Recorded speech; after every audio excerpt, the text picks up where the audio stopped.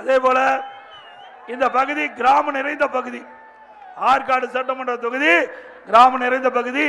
கிராமத்திலே வாழுகின்ற மக்கள் பெரும்பாலும் விவசாயி, விவசாயி தொழிலாளி, ஏழைகள் தான் அதிகமாக இருக்கிறாங்க. இவர்கள் அனைவரும் நம்முடைய அரசு பள்ளி தான் படிக்க வைக்கிறோம். இப்படி அரசு பள்ளியில் படிக்கின்ற மாணவ மாணவிகள் 2017-18ஆம் ஆண்டு நான் முதலமைச்சர் இருந்த பொழுது, அம்மா அரசு இருக்கின்ற பொழுது வெறும் 9 பேர் தான் நீட் தேர்வில் தேர்ச்சி பெற்று மருத்துவ கல்விக்கு சென்றாங்க. இதை எதிர்க்கட்சி கோரிக்கை வைக்கல, பொதுமக்கள் கோரிக்கை வைக்கல. நானும் அரசாங்க பள்ளியிலே படித்தவன். அந்த எண்ணத்தின் அடிப்படையிலே அரசு பள்ளியில் படிக்கின்ற ஏழை மாணவர்கள் மருத்துவராக வேண்டும்.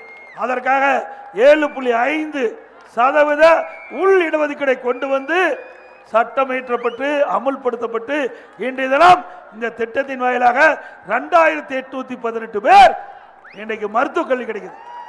அத்தனையும் ஏழைகள். விவசாயி, விவசாய தொழிலாளி, மூட்டை தூக்கும் தொழிலாளி, சலவை தொழிலாளி, கைத்தறி நெசவு தொழில், இப்படி பல தொழில் செய்கின்ற ஏழை குடும்பத்தில் பிறந்த மாணவ மாணவி இன்றைக்கு அதிமுக ஆட்சி இருந்த காரணத்தினால இந்த இடஒதுக்கீட்டு மூலமாக இந்த மருத்துவ கல்வி கிடைச்சிருக்குது. இந்த மருத்துவ கல்வியில கிடைத்ததையும் ஏழைகள் இவர்களால் கல்வி கட்டணம் செலுத்த முடியாது. அதற்காக அனைத்து இந்திய அண்ணா திராவிட முன்னேற்ற கழக அரசாங்கமே மருத்துவ கல்வி கட்டணத்தை அரசாங்கமே செலுத்தும். ₹1 செலவு இல்லாம இந்த இடஒதுக்கீட்டில் அரசு பள்ளி படித்த மாணவர்கள் இன்றைக்கு மருத்துவ கல்வி கிடைக்கக்கூடிய வாய்ப்பை உருவாக்கி தந்த அரசு அதிமுக அரசாங்கம். சிந்திச்சு பாருங்க, ஒரு அரசாங்கம் எப்படி செயல்படும், அதற்கு செயல்பட்ட அரசு அதிமுக அரசு. திமுக அரசு அப்படியே இருக்குது. குடும்பத்துக்கு என்ன தேவை, குடும்பத்துக்கு யார் அதிகாரத்துக்கு வர வேணும், கட்சியில் யார் உயர்ந்த பதவிக்கு வர வேணும், குடும்பத்தை சேர்ந்து வேற யாரும் கொடுக்க மாட்டாங்க. யாருக்கும் கொடுக்க மாட்டாங்க. கொடுப்பாங்களா? இப்போ நாங்களாம் அதிமுக நான் இருக்கிறேன், ராமச்சந்திரன் இருக்காரு, சுகுமார் இருக்காரு, நீங்க எல்லாம் இருக்கிறீங்க. இப்போ திமுக இருந்தா இங்க இருந்து பேச முடியுமா? பொன்மன ஜமால் புரட்சி தலைவர் எம்ஜிஆர் தோற்றுவித்த கட்சி அதிமுக கட்சி.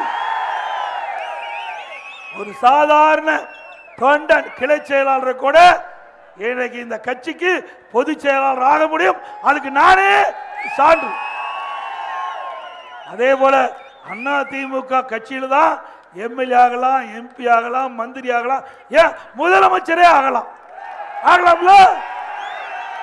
திமுக இப்படியா சொல்ல முடியுமா? ஸ்டாலின் ஒரு வார்த்தை சொல்லுங்க பார்க்கலாம். திமுகவுக்கு உழைக்கின்றவர்கள், திமுக விசுவாசமாக இருக்கின்றவர்கள் யாரும் உயர்ந்த பதவிக்கு வர முடியும் என்று ஒரு சொல்லுங்க. சொல்லுவாங்களா? அப்படி அந்த கட்சி தேவையா? ஆக ஜனநாயகம் உள்ள கட்சி அதிமுக கட்சி. எங்கே யார் உழைக்கின்றார்கள், யார் விசுவாசமாக இந்த இயக்கத்தில் இருக்கின்றார்கள், மக்களுக்கு யார் சேவை செய்கின்றார்கள், அதை பொறுத்து அதிமுக ஆட்சியிலே நாங்கள் வாய்ப்பு கொடுக்கிறாங்க. எனக்கு அந்த வாய்ப்பு அம்மா கொடுத்தாங்க. அதனால முன் நான் பேசுறேன். இதே அதிமுக இருபெரும் தலைவர் வழியிலே செயல்படுவதற்கு உதாரணம் இன்னைக்கு என்னுடைய ஏற்காடு சட்டமன்ற தொகுதி எம்எல்ஏ 100 நாள் வேலை திட்டத்தில் பணிபுரிந்த பெண், 100 நாள் வேலை திட்டத்தில் பணிபுரிந்தவர் ஏற்காடு எம்எல்ஏ. முடியுமா திமுகவில்? என்ன அந்த மந்திரியுடைய பையன் அவதான் வர முடியும், வேற எவரும் வர முடியாது திமுகவில். வாரிசு அரசியல். அதே போல கள்ளக்குறிச்சி எம்எல்ஏ இருக்கிற எம்எல்ஏ பெயிண்டர், வீடு வீடா பெயிண்ட் அடிச்சுட்டு இருந்தார், கட்சிக்கு சேவை செஞ்சார், கட்சிக்கு விசுவாசமா இருந்தார், மக்களிடத்தில் நன்மதிப்பு. அவர் 2021 எம்எல்ஏ அதிமுக சார்பால் நிறுத்தப்பட்டோம். வேற எந்த கட்சியில வர முடியுமா? திமுக எடுத்துங்க. திரு நேரு அவர் பையன் எம்பி, இங்க திரு துரைமுகன் அவருடைய மகன் எம்பி, வேற யாரும் வர முடியாது. வர முடியுமா? அதே மாதிரி தலைவர் எவ்வளியோ அவர் தான், அவர் அடிப்படையில் தான் திமுக நிர்வாகிகளோ குடும்பத்தை சேர்ந்தவர்களுக்கு தான் பதவி கிடைக்கும், அதிகாரம் கிடைக்கும்.